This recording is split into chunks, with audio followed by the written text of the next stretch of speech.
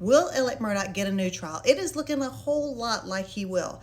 The oral arguments were held in front of the Supreme Court today to determine whether he will, in fact, get a new trial. Now, the Supreme Court will not rule immediately. They didn't rule from the bench today, but the questions that they asked were leaning heavily towards giving Alec Murdaugh a new trial. I mean, I'd be willing to bet you money on it. The appeal was based on really kind of three different specific issues. One, the jury tampering by Becky Hill. Two, whether the cell phone toss test, remember that? They just threw it around to see if it would light up, and the judge let that in. That and the financial information. On all three of these issues, it sounded like the Supreme Court was leaning toward the defense.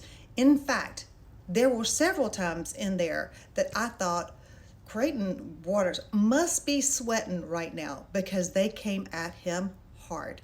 Now, the financial information, they basically said, look, even if you allow in the financial information, the victim impact of that financial information was too much. The impact and the feeling sorry for the victims should not have been admitted. At least that's the way their questions were leaning. They didn't say that, but they said, why would you admit that? Sympathy for a victim is not a part of motive. That's the first one. With regard to Becky Hill,